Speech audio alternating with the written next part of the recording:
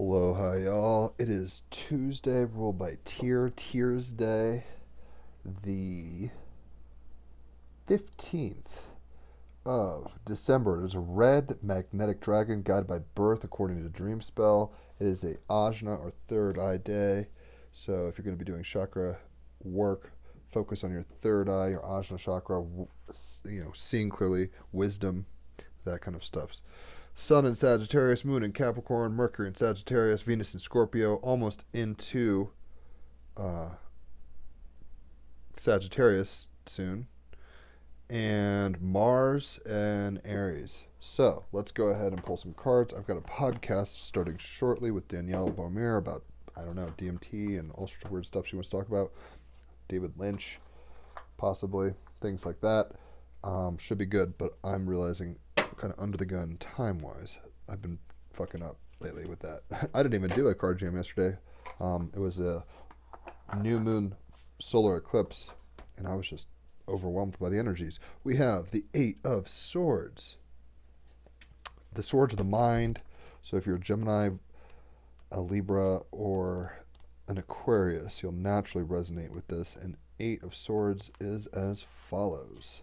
Exploring the realm of constriction, even incarnation, dare I say, and how it frees you. Power of surrender. Haley and I were reading very much about this. Forgiveness, surrendering into life.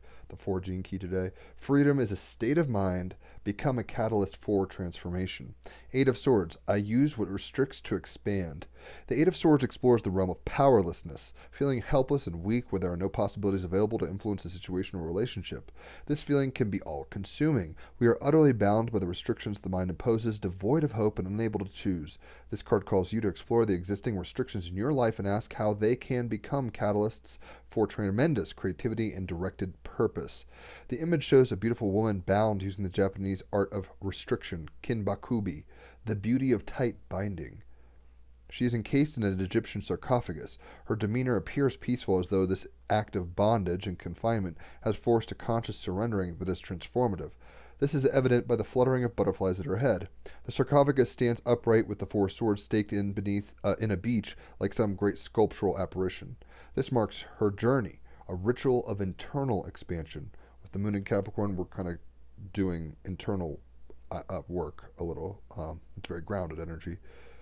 This is evident by it's a ritual of internal expansion. Hovering in the air at sunset are the 2 vessels of spirit technology, jewels of creative intelligence resonating with potential. And Scorpio, with the last degrees of Venus in Scorpio, it's about death, like loving death and transforming through death.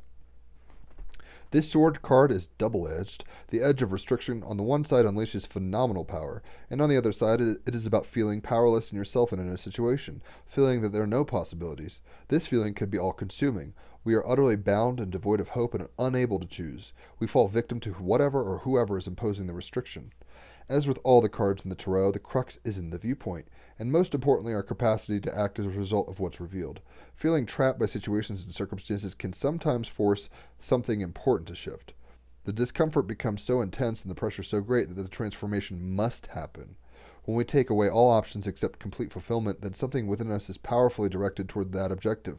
The more loose and free we are, the less focused strength we have to shape our reality. This is something that I have constantly explored in graphic design, art, and life in general.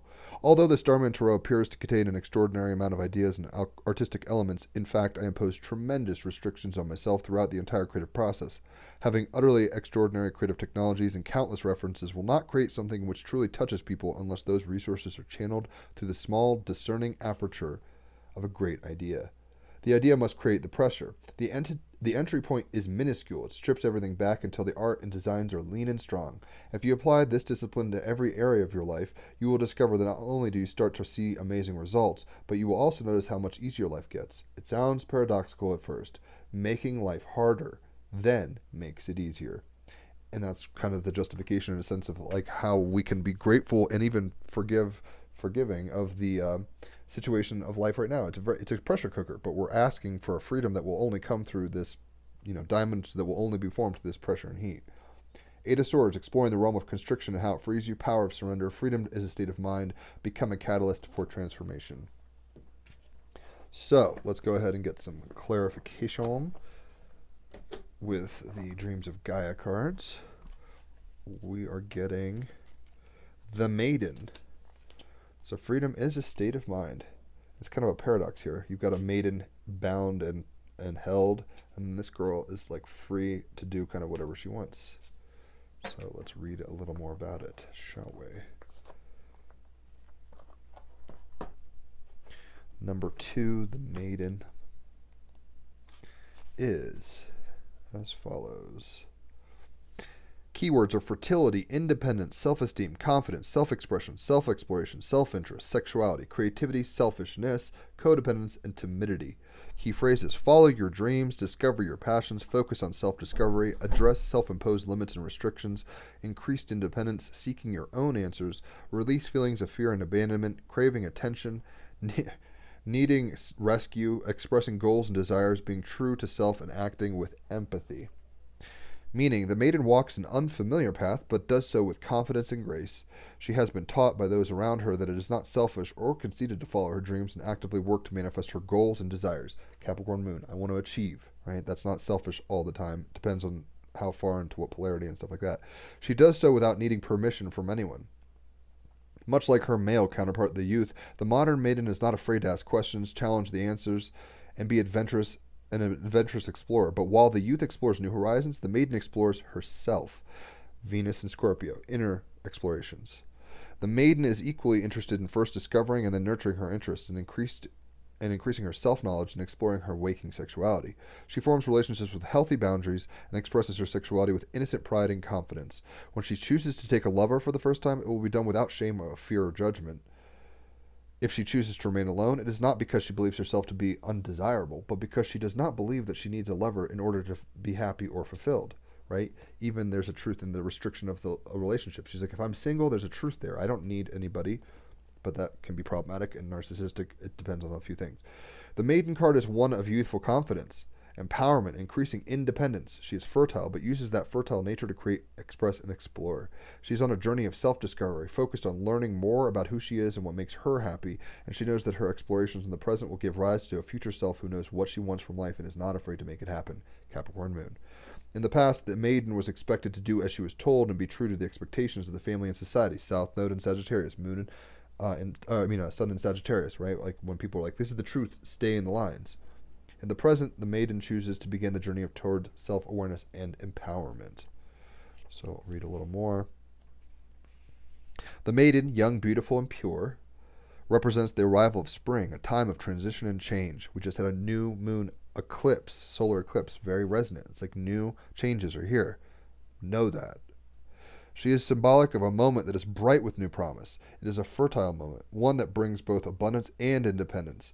Now is the time to embrace growth and excitement and anticipation. However, just as late frost can lay waste to new growth, ridicule and unkind words from others can give rise to doubts and questions that can in turn result in self-sabotaging behavior. Be strong and firm. If there is a need to take steps to protect and nurture all that is new and vulnerable in you from those who seek to limit and restrict your growth, do it. It is time to put your interest first, to walk your own path, and to sow the ideas you have been germinating within. Sagittarius Sun, shoot your arrow, hit your target. Your target's maybe not the same target as everybody else. Express yourself.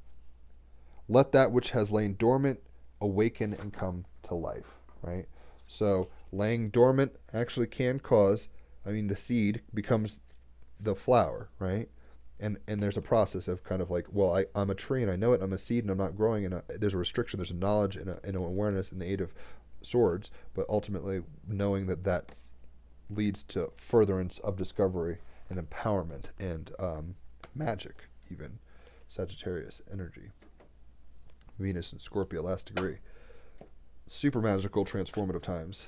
About our truths, about letting go of inherited stories, inherited karma, inherited perspectives, and now it's a time of transformation.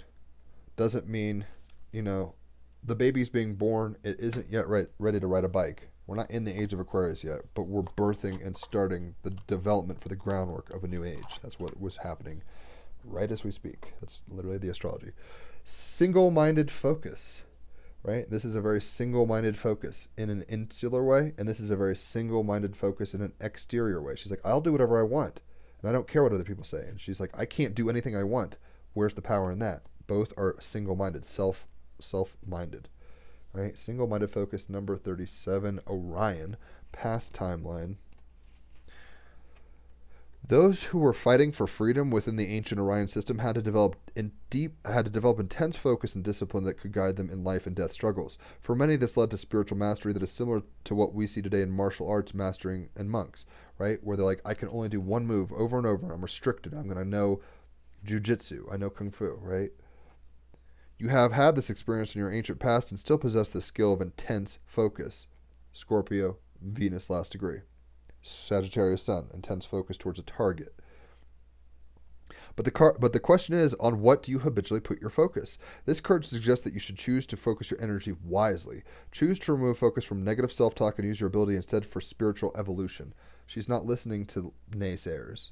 She's not listening to negative self-talk. Even though it happens, she's like choosing to be positive and optimistic and youthful. The Maiden. This card connects with the Orion spiritual forefathers, the Vagans, whose teachings of Vagan mysticism created a foundation in Orion that could be used for positive and negative purposes. Anything is neutral, and it's a matter of polarity. We all see how this intense mental focus was played out within another species from Vega, the Zetas, with their emphasis on logic, reason, and mental ability during their most ancient and dark era, as expressed in cards 31 and 32. Single-minded focus can be positive or a negative attribute. In the dark times of Orion, it was used as a positive attribute for defense and survival and for enduring challenging times, right? She's like, I'm not going to stay in this small town forever. I'm going to go do what I want. I'm a woman now. I'll kiss anybody I want. Like, that is single-minded focus in a positively polarized way in a maybe restrictive environment. Whereas when the environment is actually restrictive, it's like, I'm going to get through this. I'm going to learn something through this. This isn't happening to me. It's happening through me. The caterpillar becomes the butterfly. See what I mean?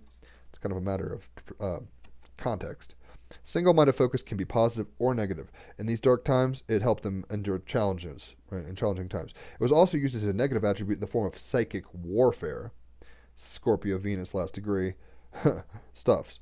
If this card appears in your reading, the message depends on your situation, context, and surrounding cards. It could be pointing to a past life in Orion when you had this ability. It could also be telling you to develop more mental discipline in this life now or to let go of too much single-minded focus that is keeping you stuck in your life. Ultimately, Eight of Swords is like we're stuck in our minds. Freedom is a state of mind, right? Maybe you're not as stuck as you think you are. Maybe you're free and open, and it's just a matter of changing your perspective and going in your heart, the Maiden, and not your head, Eight of Swords. It requires you to go within and look at yourself clearly. Eight of Swords, going within. Too much of anything is not a good thing. Use this skill when and where appropriate, but remember that the power lies in walking a middle road. And look, she's walking a middle road. She can go over here and hang out with the rabbit. She can go get lost in those woods. She's on the middle path. So single-minded focus. Let's go ahead and get Divine Animal Oracle card. I'm trying to keep an eye on the time because, like I said, I do have a podcast in 25 minutes. And I usually take a while for these. So we got the Sea Turtle. Stability. Very resonant with Venus and last degree of Scorpio, water, deep waters, but also with Capricorn moon, right? Stability. So what number? 8. We got the 8 of Swords, the 8 of this is an 8, and even with the Ajna, that's an 8, right? It's two sides of an infinity coming to a hole in the middle. See what I mean? Two sides. 8. Lamb and skate is what they call it. But anyway, 8, stability. Operating from a stable base is advantageous, right? And even sometimes a fixed and stuck place can be good. Operating from a single-minded base, right? A focus. Having your feet on the ground allows you to walk forward through the woods. So operation from a stable base is advantageous. Capricorn moon, Pluto, Jupiter, Saturn in Capricorn. Almost out of Capricorn. If you need help and guidance, ask for it as you are loved and supported.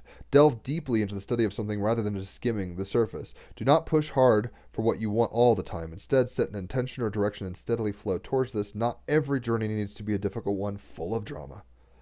Mythos. There was a beautiful and magical sea turtle called Ho'oponopono who lived on the waters of the big island of Hawaii. She was happy, but it was time for her to meet a husband. She met a strong, kind sea turtle named Hono'ue, who was also magical.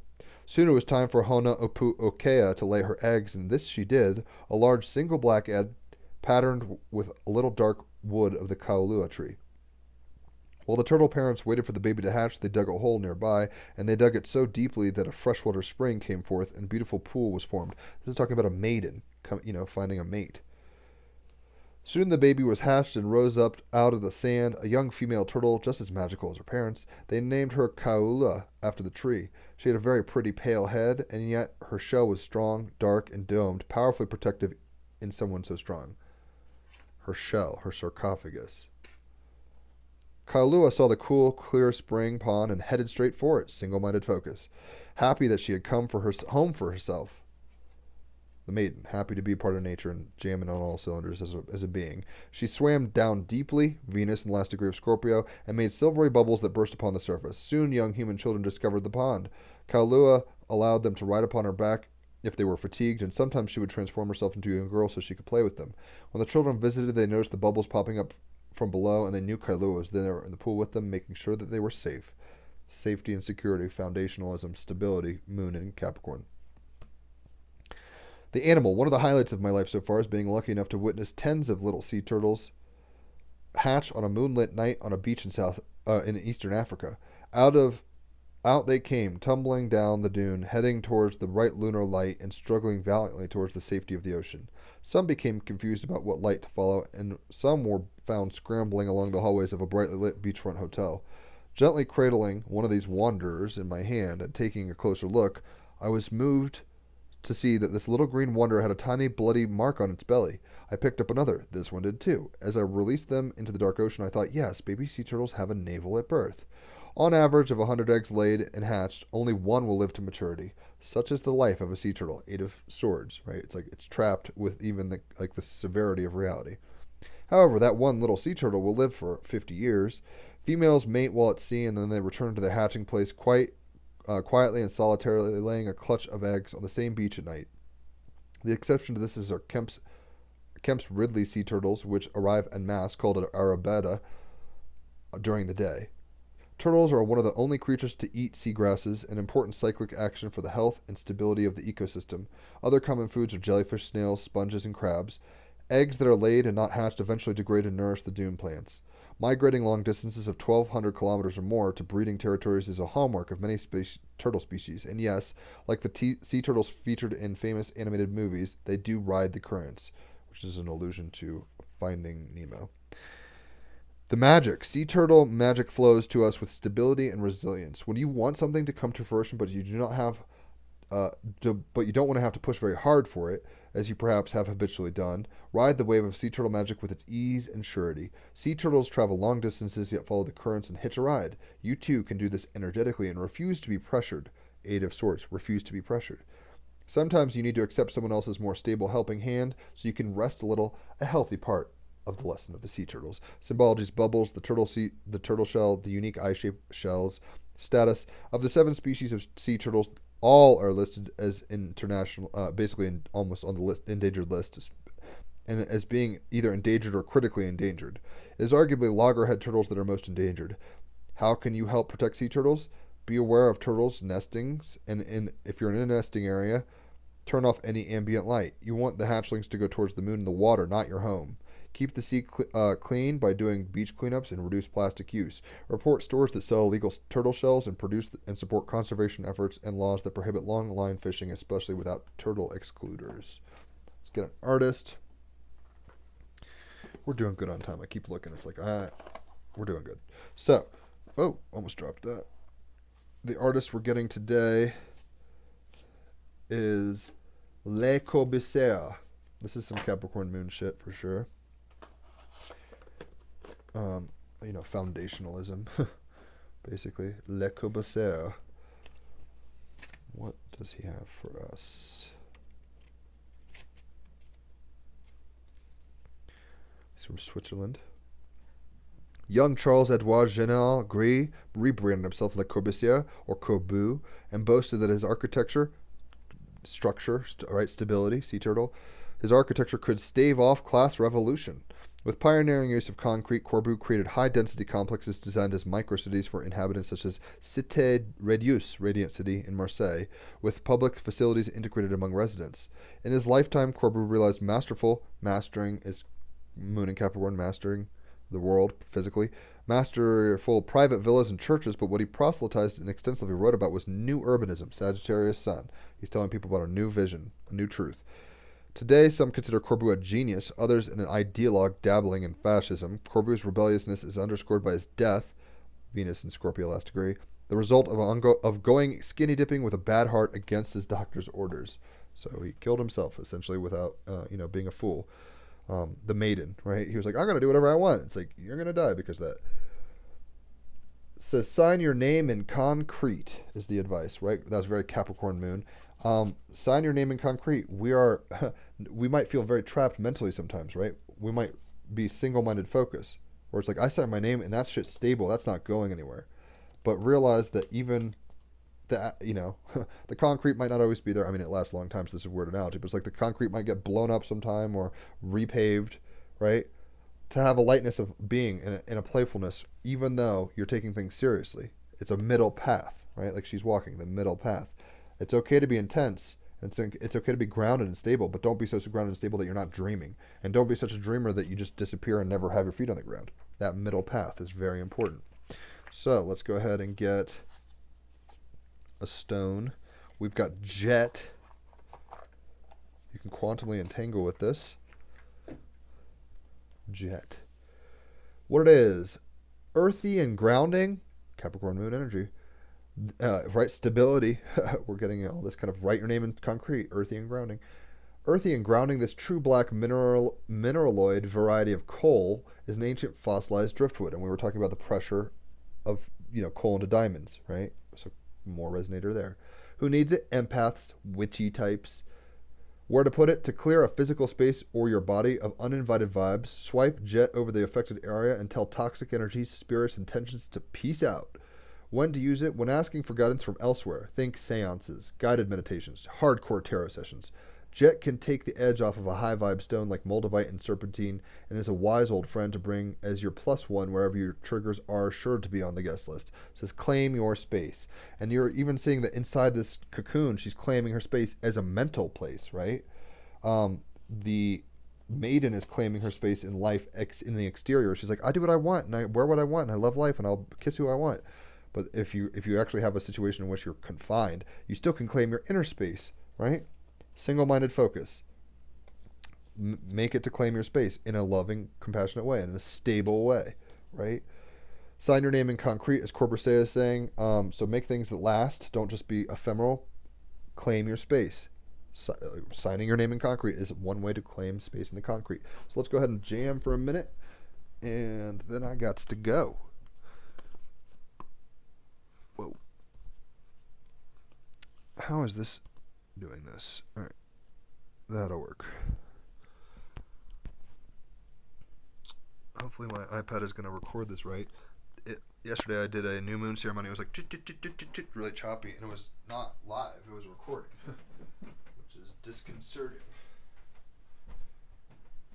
I blame the eclipse. It was when I was doing it was right when the eclipse was happening, so maybe there's just a lot of energy going on. But so we've got the maiden as a clarifier with the 8 of swords, mentally trapped kind of stuff.